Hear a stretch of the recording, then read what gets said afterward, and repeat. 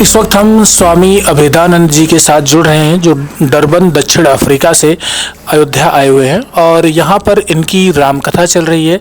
महत्वपूर्ण बात यह है कि इनकी रामकथा में जो भी भक्त शामिल हैं वो सभी एनआरआईज हैं, प्रवासी भारतीय हैं। हम स्वामी जी से जुड़ेंगे, जानेंगे। सनातन पूरे विश्व में व्याप्त है। 500 सालों बाद रामलला की प्राण प्रतिष्ठा होने के बाद दक्षिण अफ्रीका या विदेश हम कह लें, वहाँ पर सनातन धर्म को लेकर के लोगों में कैसी जागरूकता चल रही है, वहाँ पर क्या माहौल है, और जब प्रतिष्ठा हो रही थी उस एक दिन के कार्यक्रम में लोगों के अंदर कैसा उमंग और उत्साह देखने को मिला था। जो चीज़ हमारे पास अधिक होती है उसकी हमारे लिए कीमत कम हो जाती है। अब दक्षिण अफ्रीका में ऐसा हुआ कि वहाँ पे लोग गंगा जी के दर्शन के लिए तरस जाते हैं। वहाँ के जो हिंदू लोग हैं, यहाँ के मंदिर को देखने के लिए वो बहुत लालायित होते हैं। तो उनके मन में अपने सनातन धर्म के प्रति बहुत अधिक निष्ठा है और वो वहाँ पे बहुत सत्संग होते हैं। आपको आश्चर्य होगा, डरबन में 500 मंदिर हैं, छोटे छोटे बड़े बड़े मिला के। तो उन लोग के अंदर बहुत पिपासा है, जिज्ञासा है और उनके अंदर अपने को, अपने धर्म को लेके एक स्वाभिमान है। ऐसा नहीं कह सकते कि नहीं है उनके पास। और कारण ये है कि जहाँ पे भी कोई माइनॉरिटी में होता है उसको लगता है कि हम बचे रहें थोड़ा सा, तो वहाँ पे वैसे ही है। और जिस दिन आपने बोला कि यहाँ पे रामलला की स्थापना हुई थी, हम तो वहाँ थे नहीं, लेकिन वहाँ बहुत उत्सव हुआ। मंदिर में बहुत सेलिब्रेशन हुआ और बहुत गर्व की बात है। तो बहुत हम लोग सबका तार जुड़ा हुआ है, चाहे जहाँ हो। जो हमारे अंदर का सनातनी होने का व्यक्तित्व है, हिंदू होने का व्यक्तित्व है, वो सबसे करीब होता है। और ये सब जो मामला है हमारे उस व्यक्तित्व को उभार देते हैं और हमारे अंदर की एक अपने इस बड़े धर्म के प्रति जो हमारा एक निष्ठा है, हमारी कमिटमेंट है, उसको जगा देते हैं। तो वो भी वहाँ जागा और वहाँ के लोग बहुत प्रसन्न हुए और निश्चित रूप से यहाँ आके इस मंदिर का दर्शन करना चाहते हैं। आएंगे आगे पीछे वो भी। अयोध्या की प्लानिंग आपने कैसे की कि भारत में तो बहुत से तीर्थ स्थान हैं, पुरी हैं, अयोध्या को ही आपने क्यों चुना? इसके पीछे क्या कारण था? एक तो पहले हम 2020 में अयोध्या आने वाले थे जब मंदिर नहीं बना था, लेकिन इस समय सभी लोग अयोध्या दर्शन करना चाहते हैं। जिस कहीं पे अगर कोई किसी धर्म के अस्तित्व को मिटाने का प्रयास करता है तो उस हिंदू धर्म की विशेषता है कि वो अस्तित्व उसका और बढ़ जाता है। जो ये मंदिर नहीं है, ये हमारे अस्तित्व का पुनर्जागरण है, अस्तित्व का एक बड़ा रूप आया है।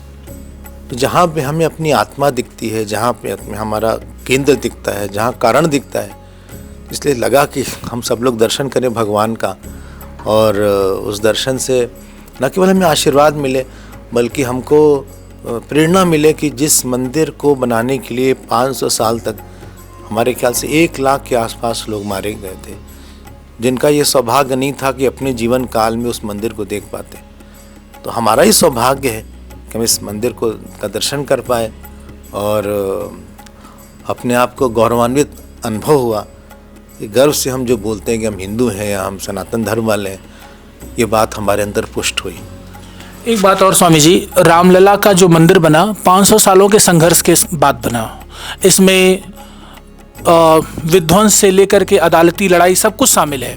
उसी प्रकार से भारत में और कई स्थान है जहाँ पे अभी भी चल रहा है। जैसे आप देख लें, संभल में मस्जिद और हरिहर मंदिर को लेकर के, कृष्ण जन्मभूमि को लेकर के, बनारस में ज्ञानवापी और काशी विश्वनाथ मंदिर का विवाद चल रहा है। ठीक उसी तरीके से भोजशाला में भोज मंदिर को लेकर के चल रहा है और अजमेर शरीफ को लेकर के चल रहा है। ये जो स्थान है सारे भारत में है, इनको लेकर के आपकी क्या राय है? इतिहास में गलती हुई है, उसको ठीक करना चाहिए, सीधी सी बात है हमारी। तो अगर कोई गलती हुई है तो उसको हम लोग को वापस मिलना चाहिए। ये तो हमारी कमज़ोरी है कि हम हिंदू लोग एक नहीं रहते और एक स्वर में हम बात नहीं करते हैं। लेकिन हमें एक स्वर में इस बात को बोलने में हर्ज क्या है? अगर हम आपके घर में कब्जा करके बैठे हैं और आप 40 साल बाद बोलते हैं कि हमारा घर था, तो किसमें गलती हो जाएगी? क्या हमें अदालत नहीं देगी कि केवल उन लोगों को प्रसन्न करने के लिए, खुश करने के लिए जिनका जो घर में बैठ गए हम कुछ नहीं बोलेंगे? आज हमारी मानसिकता का ये इस हाल यही हुआ है हमारे हिंदुओं का, क्योंकि हम लोग बटे रहे हैं। हम लोग गर्व नहीं है कि हमारा धर्म है, हमारे को वापस मिलना चाहिए, हमारी खोई हुई धरोहर हमको वापस मिलनी चाहिए। क्यों नहीं मिले हमको? हमारा धर्म वो हमारा है, हम तो किसी का नहीं लिए। ऐसी कोई आपको मंदिर नहीं मिलेगा जो मंदिर के ऊपर बनाई गई हो। हम क्यों चुप रहे हैं? हमें चुप नहीं रहना चाहिए। हम लोग जाति में कभी बढ़ जाते हैं, कभी धर्म में बढ़ जाते हैं, कभी प्रदेश में बढ़ जाते हैं, कभी किसी वोटिंग सेंटर में बढ़ जाते हैं। हम लोग क्यों नहीं एक हो सकते? हमारी सबसे बड़ी कमजोरी यही है कि हम लोग एक नहीं हुए, और इसीलिए ये हमारा फ़ायदा उठाया गया इतने साल से। और अगर भी हम लोग अभी भी नहीं एक नहीं हुए तो हम लोग का और विनाश और ज़्यादा हो जाएगा। ये बिल्कुल गलत बात है, इसको ठीक करना चाहिए जहाँ तक हो सके। कम से कम आवाज़ तो उठाना चाहिए, कुछ नहीं तो उसमें हर्ज क्या है? हमें नहीं लगता कि उसमें कोई गलती है।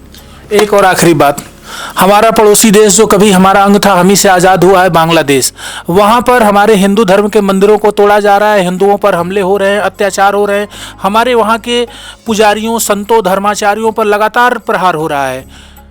बांग्लादेश के इस कुकर्म को लेकर के विदेशी मीडिया से लेकर के विदेशी संत भी आवाज़ उठा रहे हैं, भारत में भी आंदोलन हो रहे हैं। कैसे इसको आप किस रूप से देखते हैं? कैसे बांग्लादेश सरकार को इस पर लगाम लगाना चाहिए? और अगर बांग्लादेश की सरकार लगाम लगाने में विफल हो रही है तो भारत को किस प्रकार की भूमिका निभानी चाहिए? भारतीय गवर्नमेंट कैसे करे कि वहाँ पर हिंदुओं की रक्षा हो सके, हिंदू मंदिरों का अस्तित्व बचाया जा सके? इस पर आपकी क्या राय है? ये देखिए, ऐसा है कि सबसे बड़ी बात है कि सबसे पहले आदमी मानव तो रहे ना। हो सकता है कि हम किसी धर्म को न माने, लेकिन हम अमानवीय तो ना हो जाए, बर्बर तो ना हो जाए, पशु तुल्य तो ना हो जाए। तो बात आपने ठीक बोली, सब लोग आवाज़ उठा रहे हैं, लेकिन सरकार को भी इंटरवीन तो करना चाहिए। शायद उन्होंने बोला भी होगा इस बात को।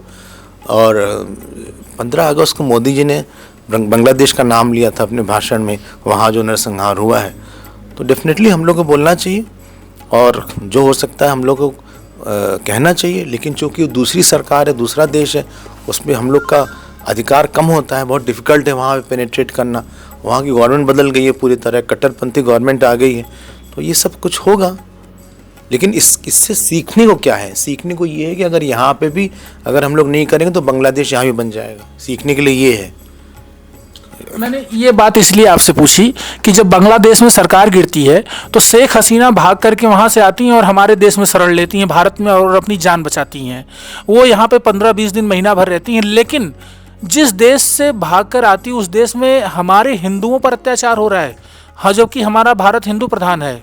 इसीलिए तो क्योंकि वो उस तरह की गवर्नमेंट नहीं है, इसीलिए वो भाग कर आएंगी, क्योंकि दूसरी गवर्नमेंट आई। तो जहाँ भी इस तरह की गवर्नमेंट है जो कि कट्टरपंथियों की है, मुस्लिम्स की है केवल, ये तो कहीं भी देश में हुआ है। ऐसा तो नहीं कि केवल बांग्लादेश में हुआ है। आप हमें एक देश बताइए जहाँ पे कट्टरपंथी मुस्लिम गए हों और वहाँ उन्होंने ये सब नहीं किया।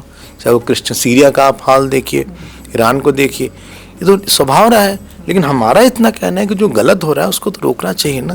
कम से कम कुछ नहीं सकते तो सारी हिंदुओं को मिलकर आवाज़ उठाना चाहिए, सारे मठों से ये बात आनी चाहिए, सारे संतों को बोलना चाहिए, सारे स्कूल कॉलेजेस को बोलना चाहिए। कम से कम बोलें तो, अखबार में तो ये बात आए। कितने तो पॉलिटिशियन, राजनीतिक बोल ही नहीं रहे हैं, उसको बोलने में हर्ज क्या है? ये तो गलत बात है, उसको उसमें अच्छे से बोलना चाहिए। लेकिन अपने ही देश में कुछ जयचंद बैठे हुए हैं जो उनका समर्थन करते हैं, उनको प्रोत्साहन देते हैं, जो ऐसे अत्याचारी हैं।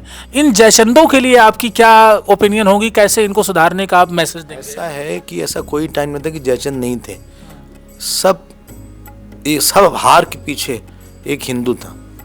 मुस्लिम से जितना भी हारे हैं, क्रिश्चियन से हारे हैं, बुद्धिस्ट से हारे हैं, उसके पहले एक व्यक्ति था हमारे जो कि उनके पास चला गया। तो ये तो है, ये तो कभी नहीं जाएगा, इसमें तो आप उसको नहीं रोक सकते। हम कह रहे हैं जो हम लोग एक होते हैं, बहुत से जो अगर हमारा संकल्प शुद्ध हो तो आगे पीछे हम उसको जीत सकते हैं। और हम लोग को एक होना है। सबसे बड़ी बात जो हम बार बार बोल रहे हैं, चाहे रीजन के हिसाब से, क्षेत्र के हिसाब से, जाति के हिसाब से, उसको पीछे रख के हम लोग अपने अस्तित्व को बचा के तो रखें कम से कम। कितने प्रदेश में तो हम माइनॉरिटी में आ गए हैं, इसमें कोई वो नहीं है। उनको ये नहीं रोक सकते हम किसी एक आदमी को, लेकिन अधिकतर लोग अगर शुद्ध संकल्प रखें तो आगे पीछे वो कहीं उसका बल आएगा। और यही एक निशाना है कि इतने साल के आक्रमण के बाद भी सनातन धर्म बचा हुआ है और अभी भी 80% के आसपास हम लोग यहाँ पे हैं। लेकिन उसको हमको इस धरोहर को बचा के रखना चाहिए। हम लोग इतने बिखर जाते हैं छोटे छोटे इश्यूज़ पे, छोटी सी महंगाई पे हम लोग उस पे वोट दे देते हैं, जाति पे वोट दे देते हैं, संविधान किसी ने बोल दिया खतरे में, हमने वोट दे दिया। कि ये सब बताता है कि हम लोग के अंदर हिंदुत्व का गौरव नहीं है। जब तक ये गौरव नहीं आएगा तब तक हम लोग पिटते ही रहेंगे। हमारे अंदर गौरव आना चाहिए, हमारे अंदर ये गर्व होना चाहिए कि हम उस धर्म के हैं जिसके पीछे भगवान राम और भगवान कृष्ण का खून है हमारे अंदर। और हमको गीता को, भागवत को बचा के रखना है और हमारी स्त्रियों को बचा के रखना है, हमारे बच्चों को बचा के रखना है, नहीं तो हम लोग ख़त्म हो जाएंगे इस तरह से करते करते। ये हमारा कहना है। एक आखिरी बात और आपसे, आप आध्यात्मिक गुरु हैं, विदेश में रहते हैं, जहाँ पर भारत सरकार का नियंत्रण नहीं होता, वहाँ पर हमारे शास्त्र को या धर्माचार्यों की उतनी पहुँच नहीं होती है। तो दक्षिण अफ्रीका में या अन्य देशों में सनातन के प्रचार प्रसार के लिए आपके द्वारा, आपकी संस्था के द्वारा आगामी वर्षों में और क्या क्या प्रयास किए जाने वाले हैं? कैसे आप सनातन को ऊंचे ले जाने के लिए प्रयासरत हैं, एक बार वो आप बताएं। देखिए, ऐसा है कि वहाँ की सरकार से कोई मनाही नहीं है।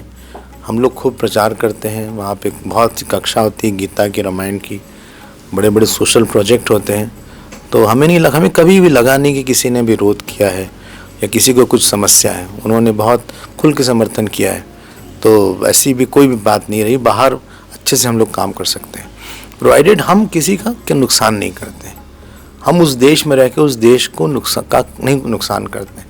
तो वहाँ के गवर्नमेंट ने कभी भी हमको रोका नहीं किसी काम के लिए, जबकि समर्थन ही किया है उन्होंने। तो मिशन तो बहुत सी देश में है, तो वहाँ पे सब जगह बड़े बड़े काम हो रहे हैं। हम तो सबको साथ लेके चलने वाले लोग हैं। नहीं, पर्टिकुलर कोई एक दो जिस पर आप कार्य कर रहे हो? पर्टिकुलर 2-3 है। एक तो वहाँ पे एक नरिश टू फ्लरिश प्रोजेक्ट है, जो कि बड़ा प्रोजेक्ट है। हम लोग 2000 बच्चों को, वहाँ बच्चों को, बड़ों को, सबको खाना खिलाते हैं प्रतिदिन। बहुत बड़ी किचन है। तो पूरे साउथ अफ्रीका में उसका एक प्रभाव है। एक ये प्रोजेक्ट है, प्रकल्प है। और साथ में जो सत्संग वहाँ रोज़ होते हैं, वहाँ पे भी बहुत से ब्रह्मचारी हैं, बहुत से स्वामी। आप आइए वहाँ तो आपको दिखाएंगे। आप हमारे आश्रम में रुकिए, आपको अच्छा लगेगा। तो देखा आप लोगों ने, मेरे साथ अभी स्वामी अभेदानंद जी जुड़े हुए थे, जिन्होंने विभिन्न बातों पर अपनी बात को बड़ी ही बेबाकी के साथ तिलक पत्रिका पर उन्होंने रखा और सनातन का पुरजोर समर्थन किया, हिंदुत्व का पुरजोर समर्थन किया। और एक बात उन्होंने अपनी हर बात में दोहराई, बटेंगे तो कटेंगे, जो सीएम योगी आदित्यनाथ का स्टेटमेंट है, उसी पर उन्होंने भी एग्री हुए, अपनी सहमति दी कि हम एक रहेंगे तो सुरक्षित हैं, यानी एक हैं तो सेफ हैं, बटे तो कटे। इस सिद्धांत पर सनातन को अग्रसर होना पड़ेगा। मैं देवेश पांडे, अयोध्या।